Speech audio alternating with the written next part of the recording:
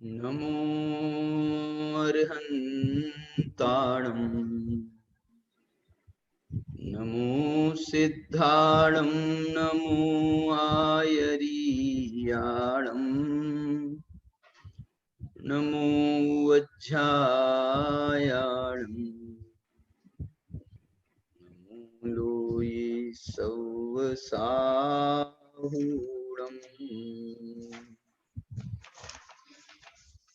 ये ज्ञान मात्र निज भाव मयीमकं पाम् भूमिं श्रयन्ति कथमप्यपनीतमोहा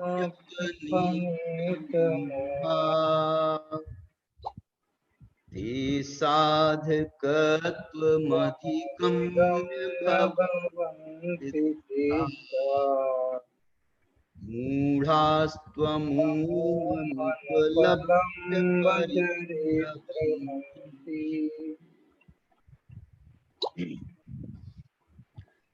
मोक्ष मार्ग की चर्चा कर रहे हैं और मोक्ष मार्ग के ही आलोक में समग्र जीवन की अवलोकन कर रहे हैं। समय सार का ये जो उपाय उपेय अधिकार का प्रकरण है, ये भी उसी की एक कड़ी है। और कल और परसों नरसों 3 दिन से जो हम 4 नियोगों के माध्यम से मोक्ष मार्ग की चर्चा कर रहे हैं, वो भी उसी की एक कड़ी है। कल हमने गुणस्थानों के आधार पर मोक्ष मार्ग को समझने का प्रयत्न किया है। हम ये कह सकते हैं कि गुणस्थान मोक्ष मार्ग के प्रतीक हैं और जो सिद्ध दशा है वो गुणस्थानातीत मानी गई है। हमारे यहाँ पर जब ये गुणस्थान मार्गणा स्थान की चर्चा की जाती है तो आचार्यों ने गोमटसार में जब गुणस्थानों का वर्णन किया है तो गुणस्थानों के अंत में गुणस्थानातीत सिद्धों का वर्णन किया है। मार्गणा स्थानों का वर्णन किया है तो मार्गणा स्थान से अतीत जो सिद्ध भगवान हैं उनका वर्णन किया है। मार्गणाएं यद्यपि 14 हैं, लेकिन एक एक मार्गणा में उन्होंने ये भी विचार किया है कि ये सिद्ध भगवान पर ये मार्गणा कैसे घटेगी। मार्गणा शब्द का अर्थ ये है, मार्गणा माने खोजना, तो उन्होंने जीवों की खोज करी है। गुणस्थान भी एक मार्गणा है, गुणस्थान भी एक मार्गणा का जीवों की खोज का तरीका, तो गुणस्थान भी एक मार्गणा है। जीव समास भी एक प्रकार से जीवों की मार्गणा है, माने हम जीवों के भेद प्रभेद करके जीवों को देख रहे हैं, समझ रहे हैं। जीव समास माने जीवों के भेद प्रभेद, तो उसको जो है जीव समास के माध्यम से कहें या जीव स्थान के नाम से कहें, तो इसमें भी जीवों की खोज होती है। और हम ये कहते हैं जितनी वे 20 प्ररूपणाएं हैं, गुण जीवा पज्जति पाणा सन्ना य मग्गणा ओय ओ गोवीय कमसो विषमतु परूवणा भणिया, तो ये जो है ना 20 प्ररूपणाओं में जीव की खोज है। गुणस्थानों में जीव की खोज है, माने एक प्रकार से ये 20 प्ररूपणाएं मार्गणा स्थान है। लेकिन इन्होंने क्या किया आचार्यों ने, तो उन्होंने 6 जो जीव की खोज के स्थान थे वो तो अलग बता दिए और 14 को उन्होंने मार्गणा में डाल दिया, तो वो 14 मार्गणाएं हो गई और जो 6 और जीव के स्थान हैं उनको अलग स्थापित कर दिया। तो गुणस्थान को अलग कहा, जीव समास को अलग कहा, जीव स्थान को अलग कहा, पर्याप्तियों को अलग कहा, प्राण को अलग कहा, संज्ञा को अलग कहा और उपयोग को। ऐसे 6 स्थान तो उन्होंने ऐसे बताए और 14 स्थान मार्गणा स्थान। यद्यपि गुणस्थान भी 14 है, तो उन्होंने वो जो है ना उनको 14 को एक ही में डाल दिया। क्या बोला? 14 गुणस्थान है तो उसको 20 प्ररूपणाओं में एक नाम मिला है, उसका नाम है गुणस्थान। और 14 जो मार्गणा स्थान है उनको 20 प्ररूपणाओं में 14 स्थान मिले। 14 मार्गणाएं कौन सी हैं? तो गई इंदिये सुकाये, जोगे वेदे कसाय नाणेय, संजम दंसन लेसा, भविया सम्मत सन्नी आहार। ये जो है 14 मार्गणा स्थान। तो इसमें जो है इनको 20 प्ररूपणाओं में अलग अलग स्थान माने, और 14 गुण स्थान होते हैं उनको एक ही प्ररूपणा में डाल दिया।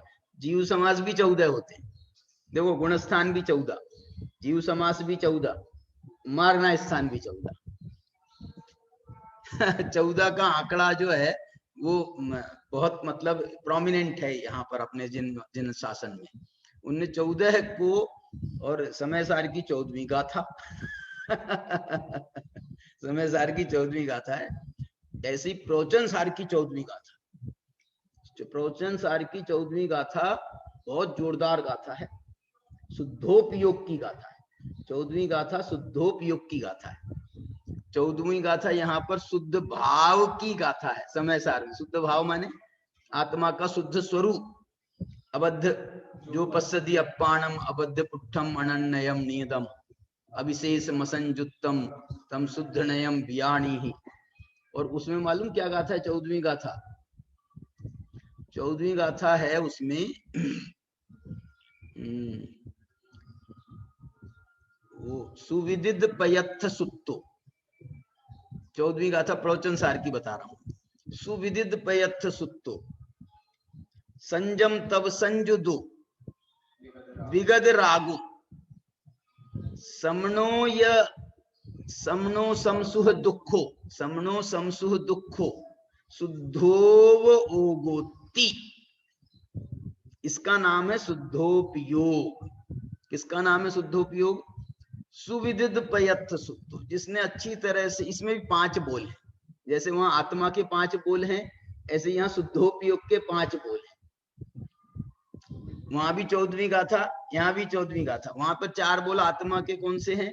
अबद्ध स्पष्ट, अनन्य, नियत, अविशेष, असंयुक्त। और यहाँ पर जो 5 बोल हैं, वो 5 बोल हैं। इनको कोई कोई 4 बोल में भी अंतर्भाव कर लेते हैं, लेकिन मैं 5 बोल बताना चाह रहा हूँ क्योंकि आत्मा के 5 बोल बताए ना। तो सुविदित पयत्थ शुद्धो, कौन है शुद्धोपयोगी? जिसने अच्छी तरह से पदार्थों के और सूत्र के, सूत्र माने जिनागम के सूत्र, इनके स्वरूप को अच्छी तरह से जाना है। सुविदित, अच्छी तरह से विदित, ज्ञात है जिसको, जो अच्छी तरह से जान चुका है। पदत्थ सुत्तो, पदार्थों के स्वरूप को भी और सूत्रों को भी, माने सूत्रों के अनुसार पदार्थों के स्वरूप को, अपनी मर्जी से पदार्थों के स्वरूप को नहीं। जो जिनागमोक्त हैं जो पदार्थ, उनको जो है जिसने अच्छी तरह से जाना है। तो एक बोल तो हुआ सुविदित पयत्थ शुद्धो। शुद्धोपयोग होने के लिए ये 5 शर्तें हैं। दूसरी एक शर्त कही उन्होंने, संयम तब संजुदो, जो संयम से, तप से संयुक्त है वो शुद्धोपयोग का पात्र है, शुद्धोपयोगी होता है। तीसरा क्या है? विगत राग, जिसने राग का नाश कर दिया है, विगत कर दिए हैं, विगत हो गए हैं राग, वीतराग। विगत राग माने वीतराग। तो जिसने राग का नाश कर दिया है वो शुद्धोपयोगी होता है। और तीसरा, चौथा है समणो, जो श्रमण है, श्रमण है। देखो, इसीलिए जो है शुद्धोपयोगी मुनियों को ही होता है शुद्धोपयोग, ऐसा भी अर्थ किया जाता है। लेकिन यहाँ पर जो उसका अर्थ है, उस श्रमण का अर्थ श्रमण भी है, क्योंकि मुनियों को होता है। मुख्यता से मुनि ही शुद्धोपयोग के पात्र हैं, मुख्यता से। चौथे आदि गुण स्थानों में तो बहुत रेयर होता है शुद्धोपयोग। इसलिए उस गुण स्थान की जो है ना, हम क्या बोलना चाहिए, मुख्यता शुद्धोपयोग को नहीं दी जा सकती है। क्योंकि तुम 6-6 महीने में करोगे शुद्धोपयोग आत्मानुभूति, तो तुमको हम कैसे कहते हैं शुद्धोपयोगी। इसलिए चौथे गुण स्थान वालों को शुभोपयोगी कहा गया, 5वें गुण स्थान वालों को शुभोपयोगी कहा, 6ठे गुण स्थान वालों को भी शुभोपयोगी कहा। मुनिराज का है जबकि 6ठा गुण स्थान, फिर भी शुभोपयोगी कहलाते हैं। क्यों कहलाते हैं? क्योंकि छठे गुण स्थान में शुभोपयोग की ही मुख्यता है और चौथे पांचवे में भी शुभोपयोग की मुख्यता है। चौथे पांचवे गुण स्थान शुभोपयोग की मुख्यता वाले कहे गए। मुख्यता बल्कि ऐसा कहा है कि जघन्य शुभोपयोग चौथे में, मध्यम शुभोपयोग पांचवे में, उत्कृष्ट शुभोपयोग छठे में। तो बोले अभी तो शुभोपयोग में जघन्य मध्यम उत्कृष्ट के भेद चल रहे हैं, तो शुद्धोपयोग कैसे माने? लेकिन माना है, जिनागम ने माना है, लेकिन जिनागम में जैसे इनको रेयर होता है ना, चौथे आदि गुण स्थान में शुद्धोपयोग रेयर होता है, तो जिनागम में भी उसका वर्णन रेयर है। और मुनिराजों को शुद्धोपयोग जो है हर क्षण क्षण में अंतर्मुख हो सिद्धों से बातें करते हैं, तो उनको तो क्षण क्षण में शुद्धोपयोग होता है, इसलिए उनका वर्णन भी उतनी मात्रा में है। मैंने जो वर्णन शुद्धोपयोग का चौथे गुण स्थान में मिलता है आगम में, वो तो बहुत है। मैं कह रहा हूं जितना भी है वो भी बहुत है। क्यों? क्योंकि मुनिराज के मुकाबले में मुनिराज को असंख्यात बार हो जाएगा और तब इनको एकाध बार होगा। क्या बोल रहा हूं? असंख्यात नहीं कहो, संख्यात कह लो। क्योंकि जो है इसका गणित भी जो है असंख्यात तो बहुत बड़ी संख्या, तो संख्यात बार माने हजारों लाखों बार हो जाएगा। मुनिराज को हजारों लाखों बार हो जाएगा। क्यों? अरे हजारों बार तो एक 24 घंटे में होता है उनको। क्या बोल रहा हूं? एक 24 घंटे में हजारों बार मुनिराज शुद्धोपयोगी होते हैं, क्योंकि सातवें गुण स्थान में हजारों बार जाते हैं। आप हिसाब लगा लो, 1.25 सेकंड में एक बार छठा सातवां गुण स्थान होता है। छठा सातवां गुण स्थान दोनों मिला करके 1.25 सेकंड में हो जाते हैं। अब 1.25 सेकंड में है तो 1 मिनट में कितनी बार हो गया? लगभग 100 बार। 1.25 सेकंड से आप उसको 60 का जो है सवाया करो तो 75 बार हो गया। 75 सवाया नहीं, ज्यादा होगा ना, 1/3 जोड़ना है, 1/3 जोड़ना है तो कितना? 60 में 1/3 जो 80 बार हुआ। 1 सेकंड में, 1 मिनट में, 1 मिनट में 60 बार। अब 60 इंटू 60 करो, 60 इंटू 80 तो 1 घंटा होगा। 60 इंटू 80 कितना हो गया? लगाओ हिसाब। 60 इंटू 80 4800। 4800 तो 1 घंटे में हो गए। हजारों में संख्या तो 1 घंटे में पहुंच गई। 1 घंटे में पहुंच गई, हो गया ना? सही है, 4800 नहीं होगा। हाँ, 2 जीरो है, 2 जीरो है, 2 जीरो है, तो 4800 हो गए। 1 घंटे में 4800 बार छठा गुण स्थान और 4800। आप तो ये समझ लो जैसे हमारी आंखें चंचल है ना, एक आंख यहाँ जाती है, यहाँ जाती है, ऐसे ऐसे हमारी आंख चंचल होती है। जैसे हम सांस लेते हैं और कब छोड़ते हैं, कब लेते हैं, कब छोड़ते हैं, हमको पता है। आप तो ऐसा मान लो, सांस जब लेते हैं तो छठा गुण स्थान, सांस जब छोड़ते हैं तो सातवां गुण स्थान। क्यों कह रहा हूं मैं ये लेना और छोड़ने में? क्यों छठा सातवां कह रहा हूं? उल्टा कह दो, जब लेते हैं तो सातवां, छोड़ते हैं। अरे सांस लेना जो है ये परिग्रह का प्रतीक है, इसलिए इसमें छठा रहने दो। और सांस को भी नहीं रखते अपने पास में, सांस को भी छोड़ देते हैं, श्वास को भी छोड़ देते हैं। सातवां गुण स्थान। ऐसे अब आप बताओ तुम कितनी बार श्वास लेते हो 1 घंटे में? बताओ भाई। हजारों बार हो जाती है।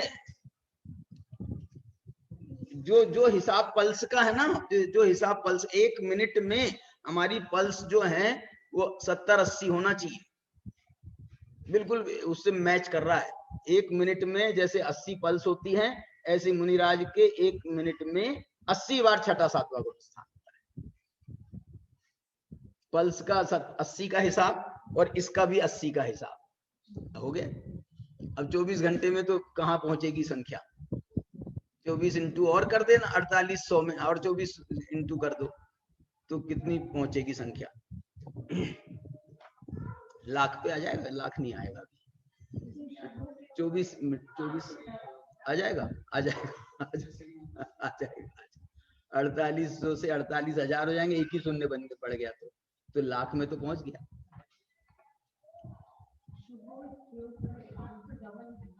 अरे एक पौना सेकंड का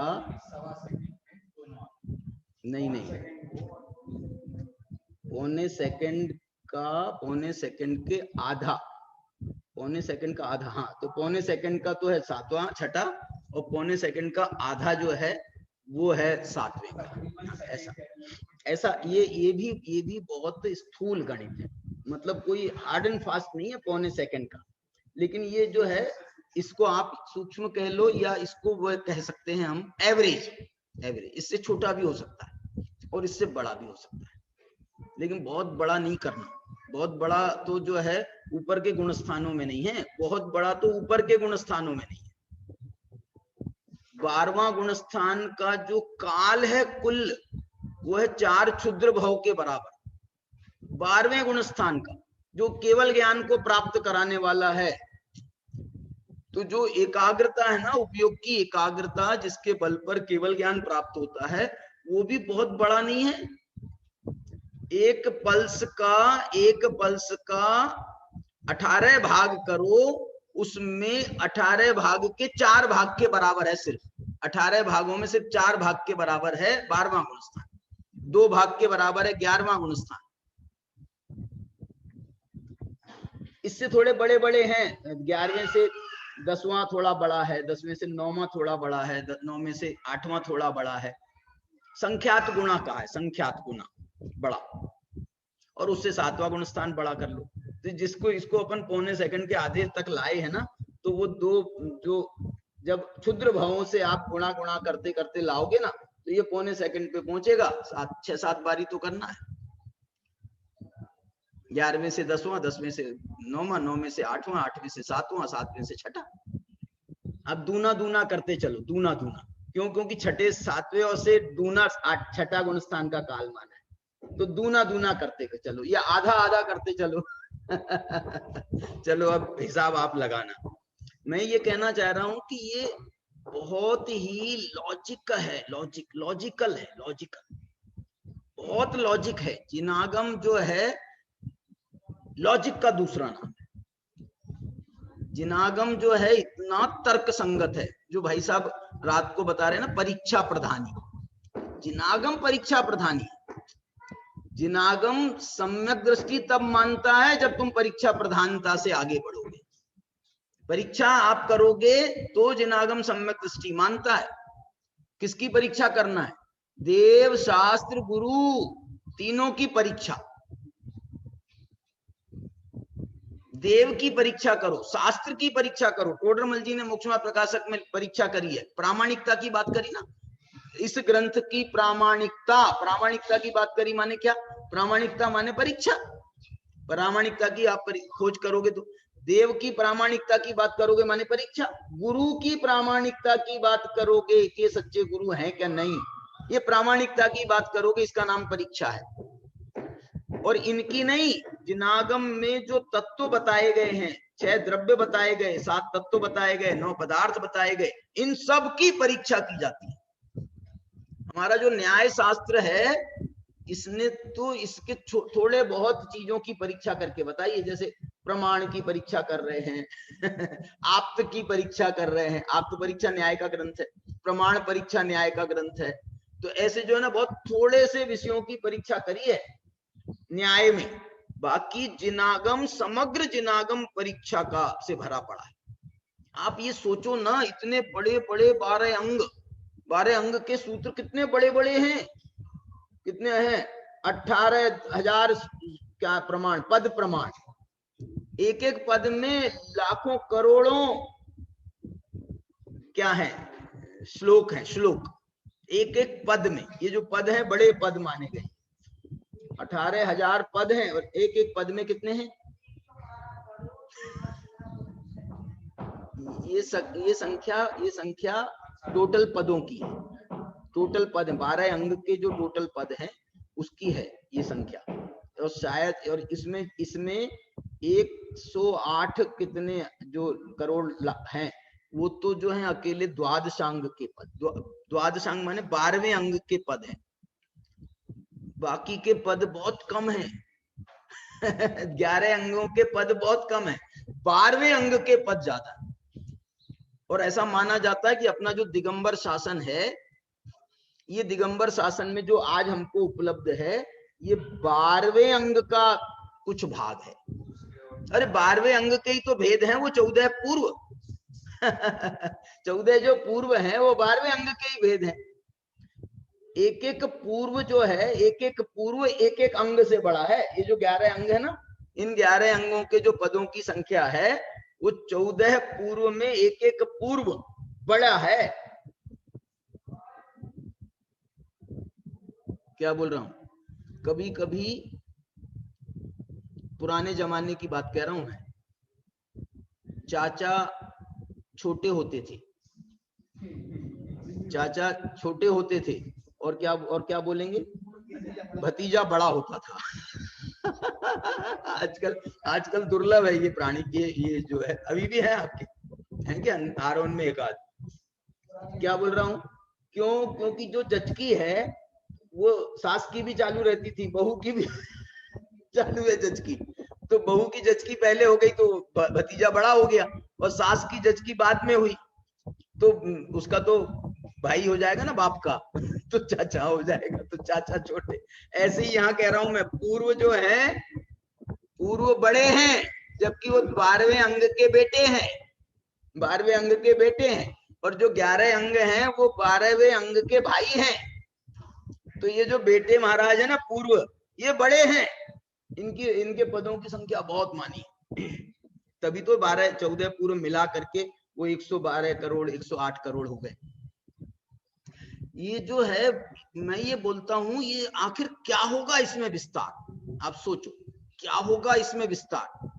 जैसे न्याय ग्रंथों का मैंने कहा ना, अकेले आप्त की परीक्षा करने में उनने पूरा न्याय शास्त्र लिख दिया, अकेले प्रमाण की परीक्षा करने में उनने प्रमाण परीक्षा नाम का ग्रंथ लिख दिया, और भी ऐसे ही ग्रंथ हैं। तो एक एक विषय पर जब इतना इतना लिखा जा रहा है, तो जिनागम के विषय तो हजारों हैं। कुंद ने भी कुछ लिखने का प्रयास किया था, कुंदाचार्य ने जिनागम के जो विषय है ना, उनमें उन विषयों पर लिखने का प्रयास किया था। जैसे समय पर लिखा तो समय सार लिख दिया, प्रवचन पर लिखा तो प्रवचन सार लिख दिया, नियम पर लिखा तो नियम सार लिख दिया। ऐसे ही 8 पाहुड़ों में पंचास्तिकाय का एक अलग ग्रंथ बन गया, पंचास्तिकाय पे लिखा तो पूरा पंचास्तिकाय संग्रह नाम का ग्रंथ बन गया। ऐसे ही उन्होंने अष्टपाहुड़ों में दर्शन पर, सम्यक दर्शन पर लिखा तो दर्शन पाहुड़ लिख गए, सूत्र पर लिखा तो सूत्र पाहुड़ लिख गए, चारित्र पर लिखा तो चारित्र पाहुड़ हो गया, बोध पर लिखा तो बोध पाहुड़ हो गया, भाव पर लिखा तो भाव पाहुड़ हो गया, लिंग पर लिखा तो लिंग पाहुड़ हो गया, शील पर लिखा तो शील पाहुड़ हो गया। ऐसे ऐसे कुंदाचार्य ने 84 पाहुड़ लिखे, एक एक विषय पर, जिनागम के 84 विषयों पर आधारित उनके 84 पाहुड़ हैं, 84 पाहुड़। अब आज हमारे पास में उपलब्ध 84 नहीं है, लेकिन ग्रंथों में इनके नाम मिल जाते हैं। 84 नाम फिर भी नहीं मिलते हैं, कुछ 40-50 नाम इनके मिलते हैं माने खोजे हैं, विद्वानों ने खोजे हैं। एक एन उपाध्याय करके विद्वान हो गए हैं, उन्होंने इनके नामोल्लेख किया है, उन्होंने अपने ग्रंथों में इनका नामोल्लेख किया कि 84 कौन से। उन्होंने प्रवचन सार की एक बहुत बड़ी प्रस्तावना लिखी है, खूब, बहुत मतलब विद्वता पूर्ण प्रस्तावना है उनकी, अंग्रेजी में लिखी है इंट्रोडक्शन, उसका हिंदी भी हुआ। तो उसमें ये सब उन्होंने खोज करके ये पाहुड़ों के नाम दिए हैं। ये जो आप जितने विषय कहो ना, मैं आप जिनागम का कोई विषय बताओ, मैं कुंद का उनका जो है पाहुड़ बता दूंगा। जैसे लेस्या पाहुड़ कुंद का मिल जाएगा। और बताओ, अनेकांत पाहुड़, स्यादवाद पाहुड़ 10 धर्म के पाहुड़, अनुप्रेक्षा का पाहुड़ लिखा है कुंद ने। बारसाणु वेखा नाम का उनका है ग्रंथ।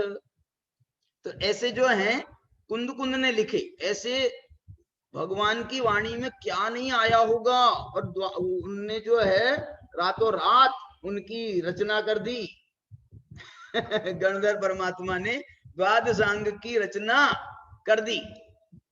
वो बता रहे थे, अपन लोगों को तो ऐसा मालूम है ना, ज्ञात है कि एक अंतर मुहूर्त में ही वो द्वादशांग की रचना कर देते हैं। उन्होंने एक प्रमाण कोई एक ग्रंथ का मिला है, उसमें उन्होंने ये लिखा है कि वो जो है 1 दिन लग गया था। ये तो अंतर्मुहूर्त कह रहे हैं, और मुझे तो अंतर्मुहूर्त में कोई दिक्कत नहीं समझ में आती है, लेकिन प्रमाण कोई एक ग्रंथ का ऐसा मिला है जिसमें बोला वो आधी रात को जाकर के पूरा हुआ। ऐसा कुछ बता रहे थे वो, आधी रात, मैंने 19 दिन में सुना और फिर रचना करते गए तो आधी रात को जाके पूरी हुई। पहली बार में लग गया होगा, बाद में रिवीजन करना आसान। हाँ वो तो बहुत आसान है, साल भर पढ़ते हो और बाद में रिवीजन 1 दिन में करते हो, 4 दिन में रिवीजन हो जाता है। हाँ, लिखित की बात नहीं है, रचना का मतलब है उनको शब्द प्रदान कर देना, ये प्रवचन। शब्द प्रदान कर देना, यही रचना का मतलब है। और शब्द भी बोल करके नहीं, मनी मन उनने उसको उसके शब्द बना लिए थे, गाथाएं बना ली थी, पद बना लिए थे, सब सब सब सब सब कर लिया था। कितना स्पीड में, कंप्यूटर से तेज चलता है हमारे गणधर परमात्मा का दिमाग। चलिए, तो यहां पर ये बताना मैं चाह रहा हूं, इसमें इतना मोक्ष मार्ग का जो विषय है ना, मैं यही कहना चाहता हूं, हर जिनागम की हर चीज मोक्ष मार्ग है। क्यों मोक्ष मार्ग में डाल रहा हूं? जैसे आप कहो सिद्धांत, हम कहते हैं ना ये ग्रंथ है सिद्धांत शास्त्र भी है, सिद्धांत शास्त्र।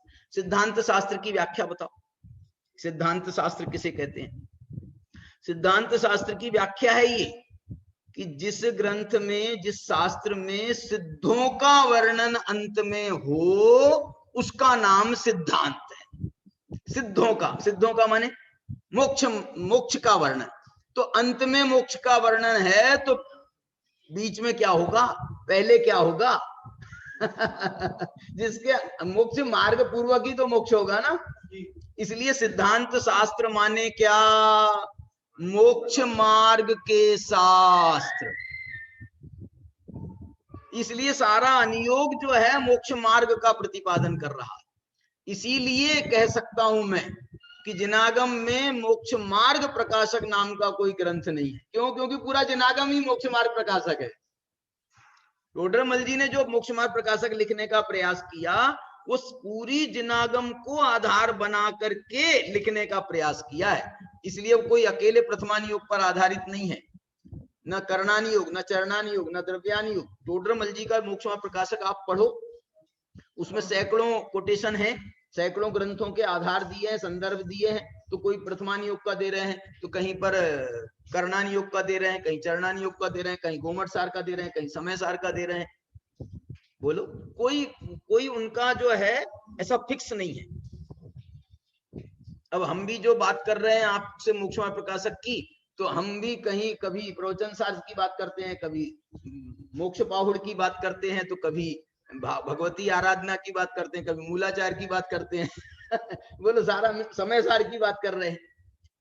देखो, ये जो मैं ये प्रकरण बताना चाह रहा हूं, मेरे को गुण स्थान की चर्चा विशेष रूप से करनी है, लेकिन ये जो यहाँ एक बात ये है कि हर चीज आप कितनी ही करो, कितनी ही किसी चीज की व्याख्या करो, लेकिन उसके अंत में, जैसे सिद्धांत के अंत में सिद्ध दशा आती है ना, ऐसे ही आपके व्याख्यान के अंत में समय सार आना चाहिए। क्या मतलब?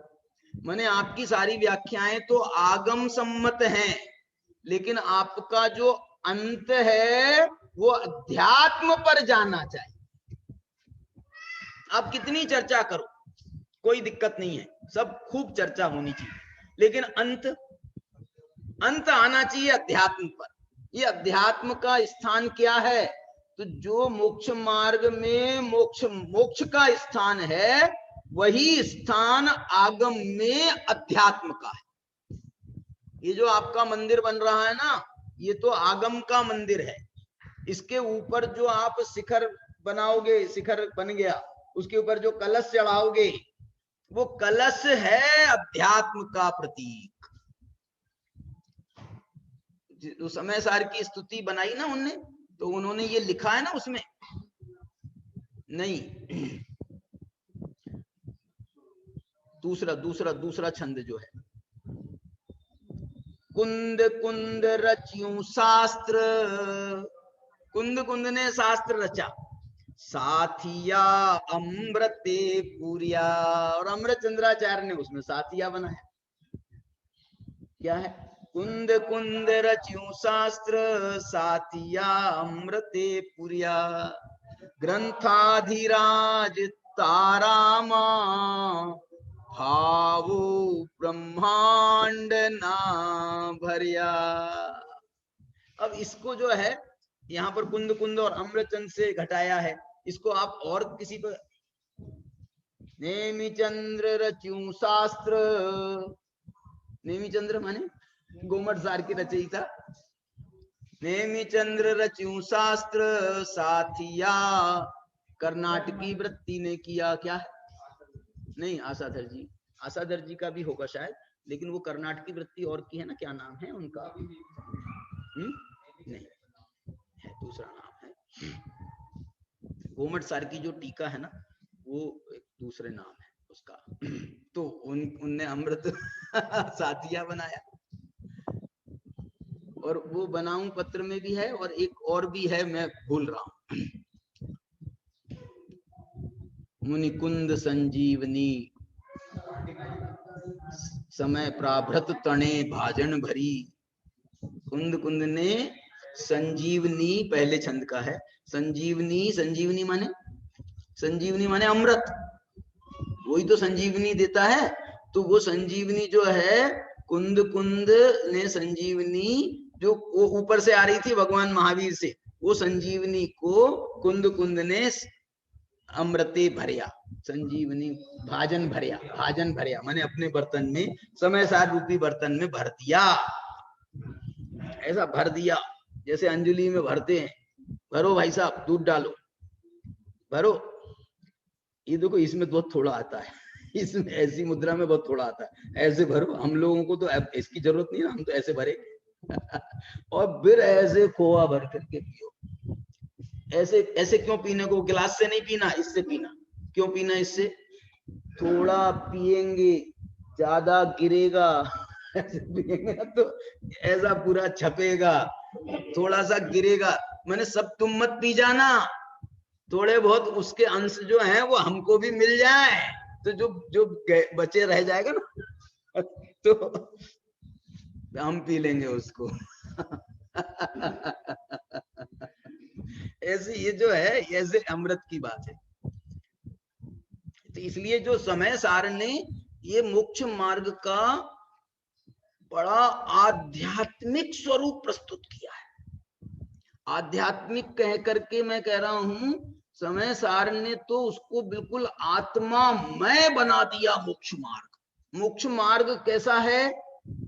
ये जो है ना, हमको बाकी का जो मोक्ष मार्ग, व्यवहार मोक्ष मार्ग है, वो समय सार से जब देखते हैं ना, तो ये मोक्ष मार्ग कुछ हमको लगता नहीं है, ये मोक्ष मार्ग कुछ मोक्ष मार्ग जैसा लगता नहीं है। ये अध्यात्म का जो मोक्ष मार्ग है, उनने सब कुछ आत्मा पर, बोले एक चीज लिखी थी ना इसमें कि मोक्ष मार्ग साधक भाव भी ज्ञान मात्र, ज्ञान मात्र में उनने साधक और साध्यपना घटित किया ना पहले, उपाय उपय अधिकार में। तो वो ये कहते हैं साधक भी ज्ञान और साध्य भी ज्ञान। ज्ञान माने आत्मा, साधक भी आत्मा और साध्य भी आत्मा। तुम्हारा क्या काम है? हे शरीर, तेरा क्या काम है? ये शरीर के माध्यम से व्यवहार की प्रवृत्ति होती है, शरीर के माध्यम से व्यवहार की प्रवृत्ति होती है। तो जितना तेरी मदद लेना था ले लिया। अब जब ऊपर चढ़ते हैं ना, सातवें गुण स्थान के ऊपर मुनिराज चढ़ते हैं, तो ये शरीर तो कहां गया? अब जो है, लेकिन साध्य साधक भाव चालू है। तो वहां साध्य साधक कौन है? बोले मैं ही साधक हूं, मैं ही साध्य हूं। ज्ञान से ही साधना की जाएगी और ज्ञान ही सिद्ध करना है, ज्ञान ही सिद्ध होगा। देखो अभी इसका एक छंद मैं आज पढ़ना चाह रहा हूं। आज जो पहला छंद है ना, उसका अर्थ करना चाह रहा हूं। 265 वाला, 265 वाला देखो, हाँ 266 वाला, 266 वाला। 265 तो उसका है, मैंने अनेकांत का परिशिष्ट का है, और ये 266 से शुरू हुआ। ये ज्ञान मात्र निज भाव मयी मकंपाम, बोलो।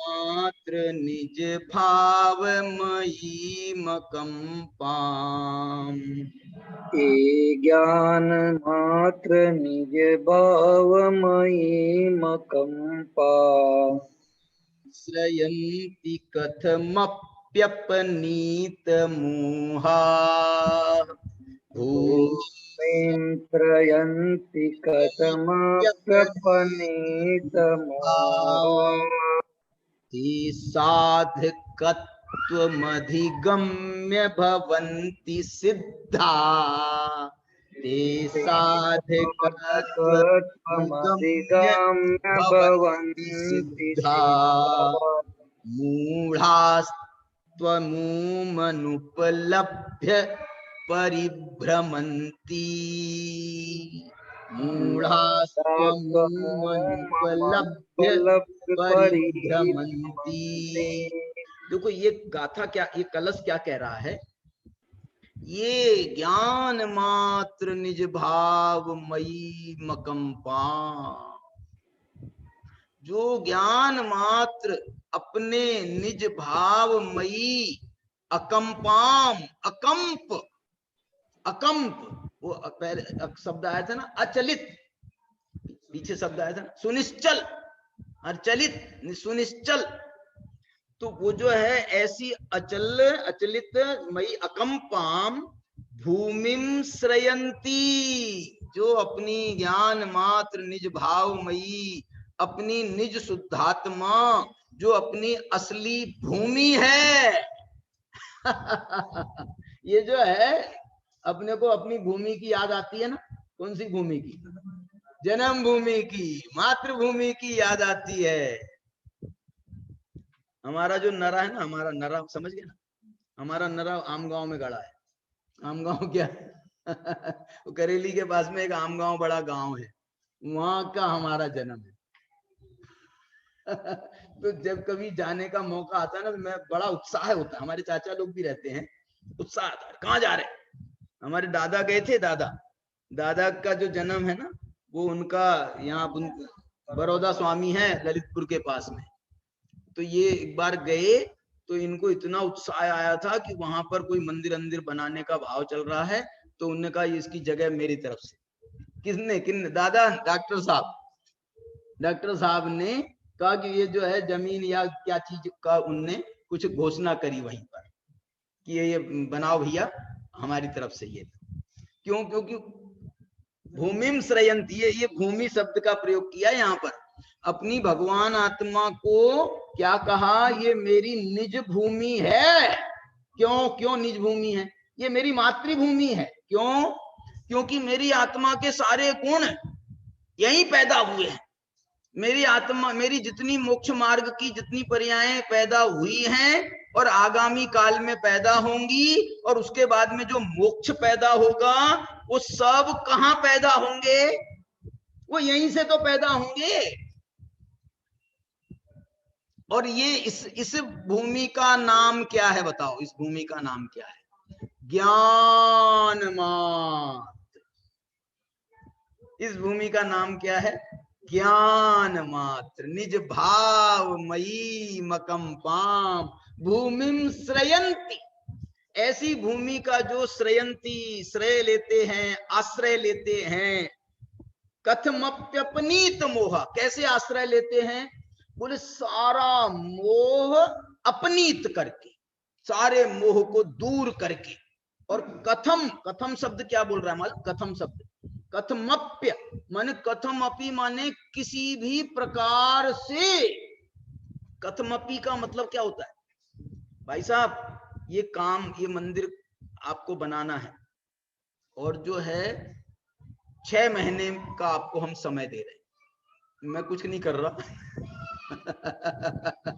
वो प्रतिष्ठाचार्य के अधिकार है 6 महीने का समय दे रहे हैं, ये आपका 6 महीने में सारा काम हो जाना चाहिए। बोले साहब कैसे हो जाएगा, वो हम नहीं जानते। कथमप्य, कथमपि, कैसे भी करो तुम जानो तुम्हारा काम जाने, हम नहीं समझते। कथमपि, कैसे भी ये काम होना चाहिए।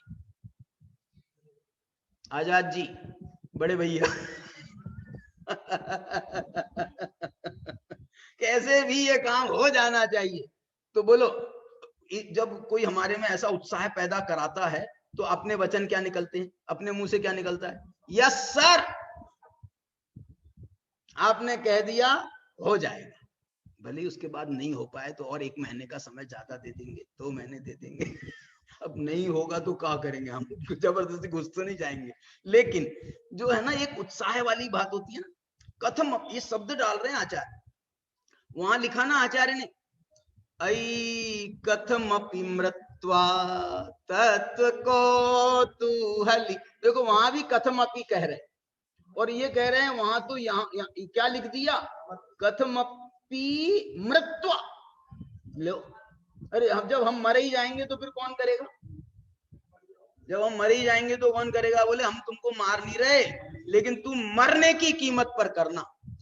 3 दिन बाद सुकौशल थे ना, सुकौशल कौन थे, 3 दिन बाद तुम्हारी मृत्यु है, 3 दिन का समय बचा है, अब कर लो। 3 दिन पहले उनने अपनी दीक्षा ली है, 3 दिन पहले दीक्षा, 3 दिन बाद तो मोक्ष हुआ उनका, क्या नहीं? मोक्ष नहीं हुआ है ना, सर्वार सिद्धि गए। तो वो जो है 3 दिन पहले बताया, क्या बताया कि 3 दिन बाद में तेरी मृत्यु है, अब इसके बाद में तुम क्या काम करोगे मुझे बताओ, जो काम करोगे वो काम अभी करो।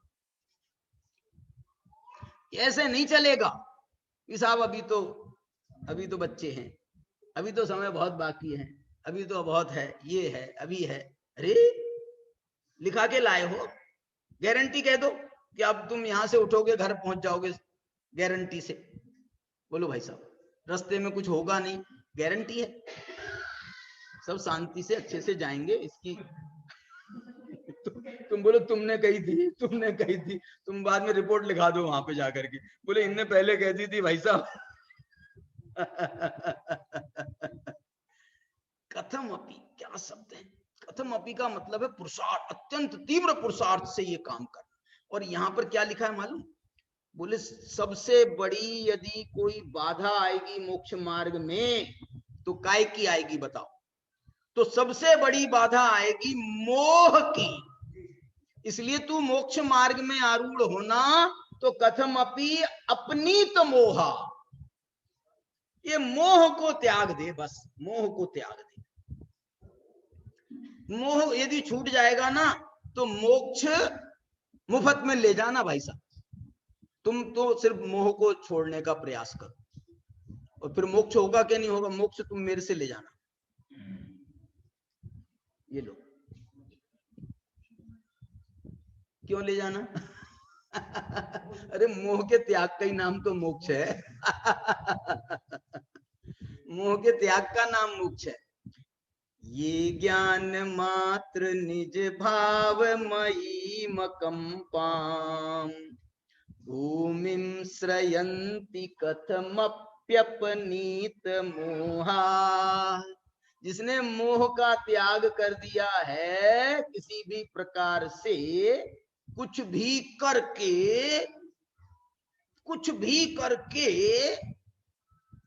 कुछ भी करके माने लोक में बताओ, लोक में क्या करते हैं अपन? कुछ भी करके किसको कहते हैं? साम दाम दंड भेद, किसी भी प्रकार से। आप तुमने क्या बोला? किसी भी कीमत, माने कैसे भी। साम दाम दंड भेद से माने क्या होता है? साम दाम दंड भेद का मतलब ये होता है कि प्रेम से मान लो, साम माने समझाओ प्रेम से कि भैया मान जा, भैया मान जा, भैया भैया दादा। तो ये मोह को भी हमको दूर करना है ना, तो मोह को भैया दादा भी बोलना पड़े तो हम तैयार हैं। लेकिन इसको जो है खाली करना है हमारा घर किराएदार से खाली करवाते हैं ना, तो इसको हम भैया दादा सब बोल करके हम खाली कराने को तैयार हैं। तू बोले तो तेरे पांव पड़ ले रहे, लेकिन दादा हमको मकान बनाना है यार, तू खाली तो कर दे यार, तेरे कारण से नहीं हो पा रहा यार। वो नहीं मान रहा, तो शाम से नहीं मान रहा तो तू बचू भैया दाम ले ले, दाम ले ले। 1,50,000 रुपए चाहिए खाली करने के, तो वो ले ले यार, तू जा तो सही, टंटा काट। देखो इनकी अभी तो पांव पड़ रहे थे, और अब इनकी भाषा क्या हो रही, जब दाम देने की बात आई ना, तो अब इनकी भाषा रफ हो रही है। बोले या तो प्यार से तू बहुत उत्कृष्ट भाषा सुन ले।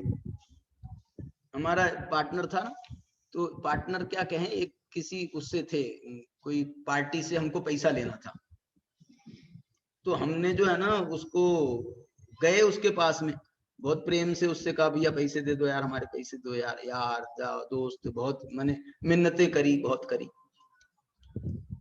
तो अब वो नहीं मान रहा, नहीं दे रहा, तो हमको गुस्सा आ गया। तो हमने जो है थोड़ा सा उसको सुना दी खरी खोटी।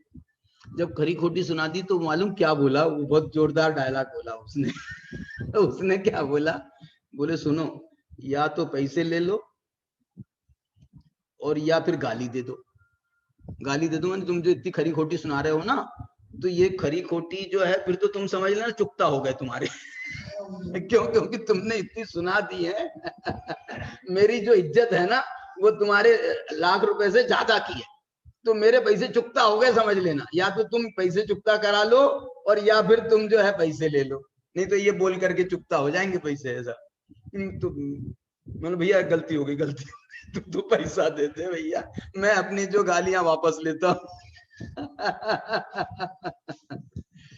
साम दाम, ये मोह को भी नाश करने के लिए आचार्य कह रहे हैं येन केन प्रकार प्रेम से समझाना मोह को कि भैया छोड़ दे यार, हमारा तूने बहुत दिन से हमारी आत्मा को कैद कर रखा है, तू हमारी आत्मा को मुक्त कर, छोड़ हमारी आत्मा को छोड़। प्रेम से समझा रहे, नहीं समझ में आ रहा है तो भैया कुछ दाम से काम हो जाए यार, तू बोल क्या चाहता है, तू क्या चाहता है। तू घर नहीं छोड़ रहा ना, ऐसे ये मोह भी हमारा घर नहीं छोड़ रहा ना, तो तू क्या चाहता है बोल। बोले नहीं यार, मेरे को तो ऐसी इच्छा है कि एक बार तुम मेरे को जो है ना स्वर्ग ले चलो, मेरे को तो स्वर्ग जाना है। बोलो सौदा कर ले। अभी वैसे मोह छोड़ देता ना तो इसी भाव में चले जाते। अब लेकिन ये यदि बोल रहा है कि नहीं मेरे को तो एक बार तो स्वर्ग जाना है, उसके बाद में मैं फिर तुमको छोड़ दूंगा, ये चारित्र मोह है ना, चारित्र मोह। ये जो है ये दाम से मानता है। तो उसको स्वर्ग चाहिए था तो उसको स्वर्ग दे दिया, भैया तू चल एक भाव ले ले, चल एक भाव में राजी। क्यों? क्योंकि अनंत भाव का मुक्ति थी, अनंत भावों से मुक्ति थी, तो इसलिए जो है उसको एक भाव दे दिया, दे दिया जा। फिर भी नहीं मान रहा तो दंड। अब जो है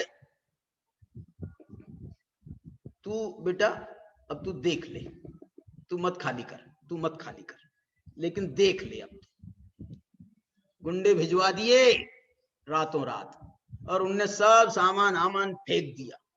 उसका बड़ा उसका कीमती सामान, पर तेरे से कहा तो था शांति से प्यार से, कितना मना रहे थे, नहीं मान रहा था ना। तो ये तोड़ फोड़ काय में करी मालूम, काय में करी है। ये कर्मों को शांति से प्यार से भगने के लिए कहा था, नहीं माने तो बाद में निर्जरा के द्वारा इनमें तोड़ फोड़ मचा दी, उसके हाथ पांव तोड़ दिए, उसकी शक्ति हीन कर दी, शक्तिहीन कर दी, स्थितिहीन कर दी, उसके अनुभागहीन कर दिए, उसका प्रदेशहीन कर दिए। माने प्रकृति प्रदेश जो 4 प्रकार का बंध है, उन सब का जो है उसके जर्जर कर दी। अब भैया जब ये घातिया कर्म नष्ट हो जाते हैं ना, तो अघातिया कर्मों से मालूम क्या कहा जाता है, अब तुमको जितने दिन रहना है उतने दिन। अब ये इसके हाथ पांव तोड़ के आ गई, बेचारे को मरणासन्न पहुंचा दिया। अब उससे कह रहे हैं तू भैया तू जितने दिन रहना चाहे। क्यों? क्योंकि जैसे ही मरेगा वैसे ही घर खाली होगा, और हमने इसको मरणासन्न तो कर ही दिया है। तो घातिया को नाश करने के बाद में जो घातिया है ना वो मरणासन्न है। तो अब जो है ये, अब जो है ना हम जो है ना अब मारना नहीं चाहते, देखो कितने भीतरागी हो गए। स्वमुख से जाने वाली वो ठीक है, वो बाद में शाम को तुम बताना।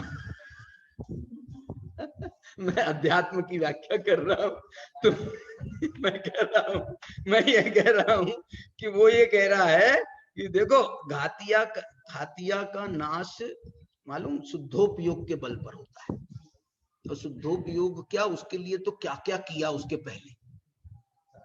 वो जो धर्म ध्यान, 4 धर्म ध्यान किए, 4 शुक्ल ध्यान के 2 शुक्ल ध्यान किए, मैंने उसमें बहुत बहुत मेहनत करी है और खूब बिल्कुल जी जान से जुटे हैं उसको नाश करने के। अब इसके बाद में 13वें गुणस्थान में वो अनंत भगवान ऐसे बैठे रहते हैं जिनको जैसे इनका सब काम पूरा ही हो गया, जैसे इनका घर खाली हो गया, कर्मों से इनका घर खाली हो गया, ऐसे बैठे हो। अरे बोले देखो हमने ऐसा काम किया है, नया बंध नहीं रहा, और पुराने में भी घातिया का नाश कर चुके, पुराने बंधे हुए घातिया का तो नाश कर चुके, अब घातिया बचा है तो रहन देना। और मालूम है इसके ये भी क्यों रहन दे रहे हैं, ये इसलिए रहन दे रहे हैं कि इतनी देर में कुछ दुनिया जगत को कुछ मुक्ति का मार्ग बता जाएंगे। लोग पूछेंगे ना कि यार हमारा घर भी जो है, हमारे घर में भी ऐसे ही किराएदार बहुत परेशान कर रहे हैं, तो तुम अपना घर खाली करा करके तुम चलते बनोगे तो फिर हमको मार्ग कौन बताएगा। तो तुम्हारे से हम पूछते हैं कि तुमने कैसे खाली कराया भाई साहब, तुमने कैसे खाली कराया। तो बोले हम तुम क्यों पूछते हो, मेरे को भी खाली कराना है ना। हमारे भी 4 किराएदार, 8 हैं किराएदार, 4 तो कमजोर हैं, कोई खास नहीं है बात, उनको तो कुछ देके बात हो जाएगा, लेकिन 4 बड़े जबर हैं। अच्छा इतना बड़ा मकान है तुम्हारा, 8 किराएदार है। हाँ भाई साहब तुम क्या समझ रहे हो, ऐसे ही समझ रहे क्या पंडित को।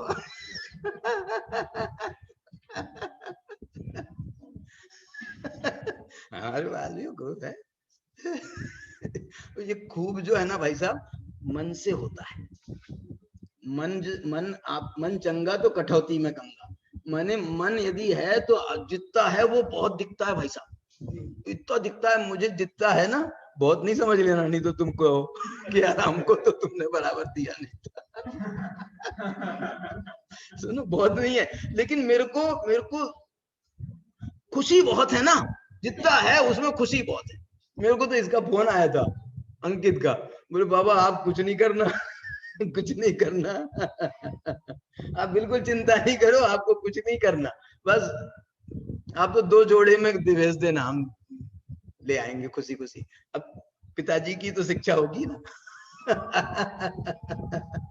लेकिन मैं ये कहना चाहता हूं कि उसका मन बहुत है इतना, ये तो हमको समझ में नहीं आ रहा ये कैसे खत्म होगा, ये कैसे खत्म होगा, ये तो समझ में नहीं आ रहा। बांध के तो ले जाने की व्यवस्था नहीं है, और तुम यहाँ नहीं भोगोगे, यहाँ नहीं खत्म करोगे, यहाँ नहीं उसका निपटारा करोगे, तो जो है तुम यदि तुमने बंटवारा नहीं किया तो जो है ना ये सब नोच नोच के खा जाएंगे। बोलो तो खुद ही अपने हाथ से निज हाथ दीजे। निज हाथ दीजे, साथ लीजे, खाया खोया बह गया।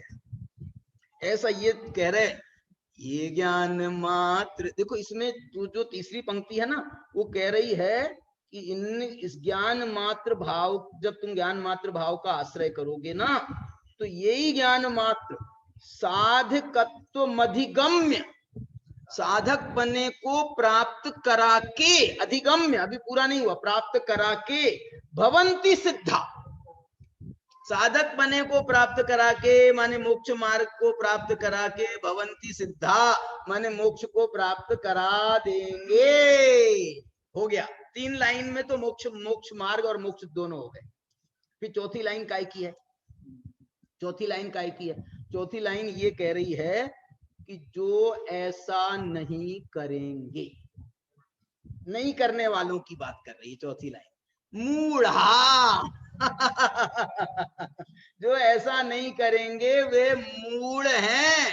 मूढ़ा माने मूढ़ शब्द का दूसरा अर्थ बता दो, शब्द पर्यायवाची मूढ़ का, मूढ़ का सबसे बढ़िया जो पर्यायवाची है आगम सम्मत, वो है मोही। जो मोही व्यक्ति है वो सबसे बड़ा मूढ़ है, सबसे बड़ा मूढ़, उससे बड़ा मूढ़ दूसरा कोई नहीं। मोही, मोह में समझ लो आप विशेष रूप से दर्शन मोह को ले लो। मूढ़ास तू अमूम, अमुम, अमुम है क्या? अमुम बड़ा है, अमुम आएगा क्या? तो उसमें बहुवचन हो जाएगा। अच्छा, अमुम, अमुम तीन बनेंगे ना। अमुम द्विवचन क्या बनता है? सत तेता, ऐसे ना, सतेता, सतेता। तो ये अमुम, अमुम और उसमें जो है अमुम बहुवचन अमुम बना। तो ये कह रहे हैं वे मूढ़ जो हैं वो इसे अनुपलब्ध, किसको अनुपलब्ध? ये साधकत्व सिद्धत्व इनको नहीं प्राप्त करते हुए क्या करते हैं? परिभ्रमंती, वे चारों गतियों में घूमते रहते हैं। जिनने साम दाम दंड भेद से इनका नाश नहीं किया है, मोह अपनीत मोहा, जिनने मोह को नाश कर दिया वो तो साधकत्व को प्राप्त करके सिद्धत्व को प्राप्त कर लेते हैं। और जो मोही हैं वो मूढ़ हैं और उसे प्राप्त नहीं करते हुए परिभ्रमंती। चलो अब आज की चर्चा को यहीं विराम देंगे। एक बार ये कलश फिर से पढ़ रहा हूं, अब आपको सारा अर्थ ख्याल में होगा, अब आप उसका मजा लेना। आंख बंद करके सोचो, गान उसको फिर से रिपीट भी करना। ये ज्ञान मात्र निज भाव मई मकंपाम,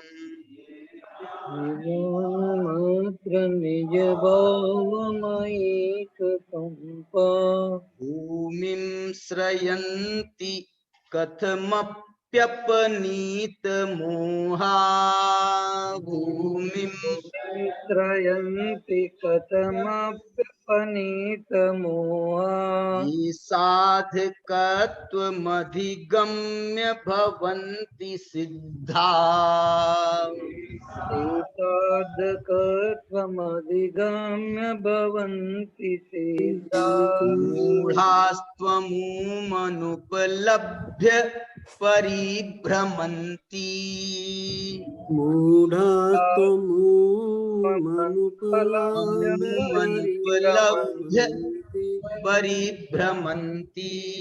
इस प्रकार से तो इसका अर्थ भावार्थ जो लिखा है जयचंद जी साहब ने वो ये लिख रहे हैं, तो भव्य पुरुष गुरु के उपदेश से अथवा स्वयमेव काललब्धि से, ये काय का अर्थ बताया बताओ?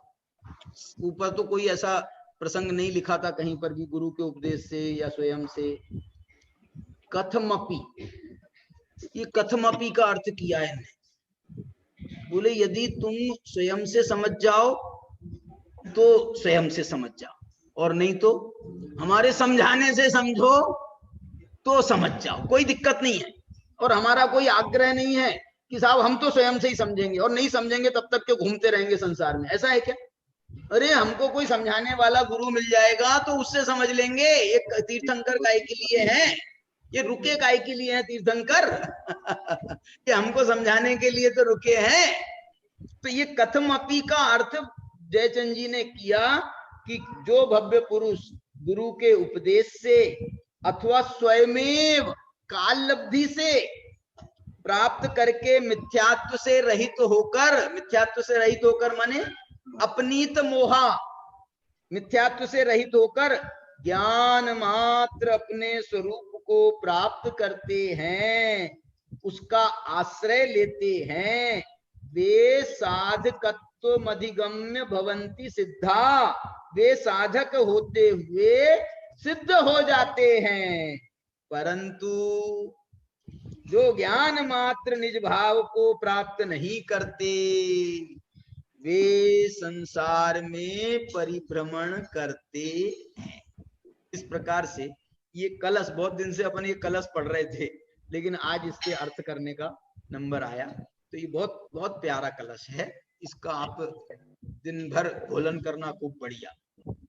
ये लिख के रख लो कागज पर चिट्ठी, और अपनी जेब में रख लो, फिर निकाल करके देख ली।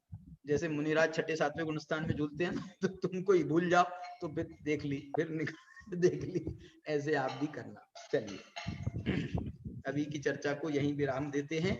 अब आज का जो ध्यान का सूत्र है, क्या बताएं ध्यान का सूत्र, बहुत जोरदार जोरदार पॉइंट इसमें आए हैं।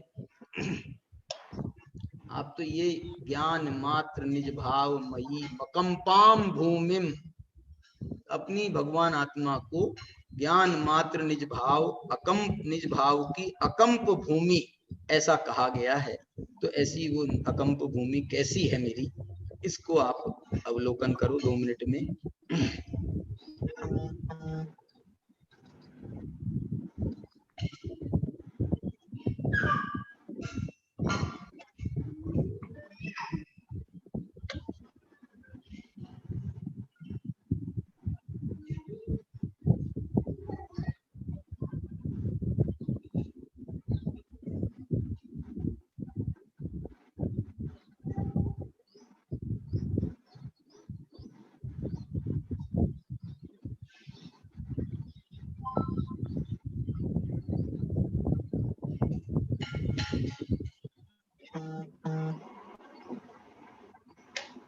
दिनवाणी स्तुति करेंगे, कौन करा रहा है, आ जाओ। कौन आ रहा है, आप कराओ भाई। हाँ जी दीजिए।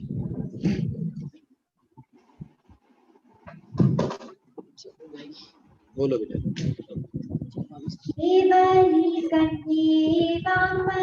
गंगे जगदम्बे हमारे सत्य स्वरूपे मंगल रूपे मन मंदिर में हमारे जम्बू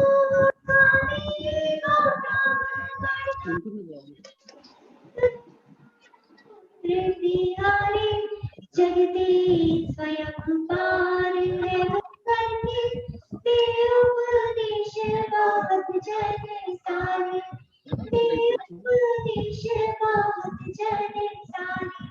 कुंद कुंद अखिलंक देव विद्यानंद आदि मुनि सारे, तब कोटि कुमुद चंद्रमा यीशु शिक्षामृत दे स्वर्ग सिधारी। तूने उत्तम तत्व प्रकाशे जग के भ्रम सब क्षय कर डाले। तेरी ज्योति निरंग चावस रवि शशि छिपते नित्य विचारे। भव भई